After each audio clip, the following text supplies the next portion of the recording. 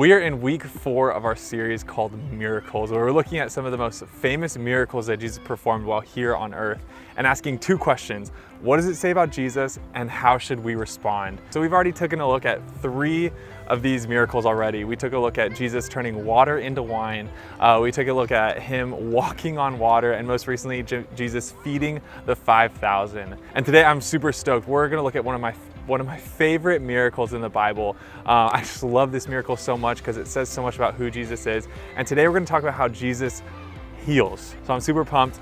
Turn with me to Mark chapter 5.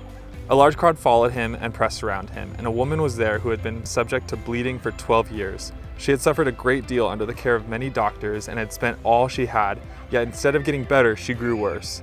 When she heard about Jesus, she came up behind him in the crowd and touched his cloak, because she thought, if I just touch his clothes, I will be healed. Immediately her bleeding stopped, and she felt in her body that she was freed from her suffering. Man, this is such an incredible story. We read about it, we see this woman who has been suffering this physical problem for 12 years. And she's at this point where she just knew she had to find Jesus. Maybe she's heard about him, maybe she started figuring out what Jesus could do and hearing about some of the miracles that he's already performed. And she's kind of like, well, I have nothing to lose at this point. Maybe I'll just go to find Jesus and maybe this is the end of my problem. And when she finds Jesus, when she finds him, when she touches him, 12 years of suffering was completely healed at an instant. I mean, think about it. She just had to reach and touch his cloak, and she was immediately healed at an instant of her suffering. So what does this miracle say about Jesus? It says that not only Jesus cares about healing us, but he actually has the power to do so. I mean, think about it. We hear story after story of Jesus giving blind their sight back, Jesus raising paralyzed people and letting them walk again, and even people raising from the dead. See, we come to learn in this story that Jesus can heal and has the power to do so because he is the Son of God. Even as you're watching today, do you believe that Jesus could perform the miraculous in your life?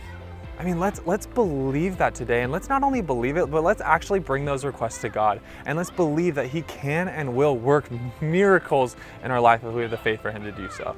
But the story doesn't stop there. We can read on and we come to find more and more about who Jesus is and how we should respond in response to it. At once, Jesus realized that power had gone out of him. He turned around in the crowd and asked, "Who touched my clothes?" "You see the people crowding against you," his disciples answered, "and yet you can ask, 'Who touched me?'" But Jesus kept looking around to see who had done it. Then the woman, knowing what had happened to her, came and fell at his feet, and trembling with fear told him the whole truth. He said to her, "Daughter, your faith has healed you. Go in peace and be freed from your suffering." I mean, look at how Jesus concludes this story. He says, "Go in peace. You have been freed from your suffering." I know as we first read this story, it'd be really easy for us just to focus on the physical suffering that she was facing, which was very true, but what about all the other suffering? And I'd imagine, like, even put yourself in her shoes, like, I'd imagine there's such intense loneliness that comes with this. I mean, think about it, at the time, people believed that if you were struggling with a problem like this, you were unclean. You were ostracized. If people even associated with you, you in return were unclean as well.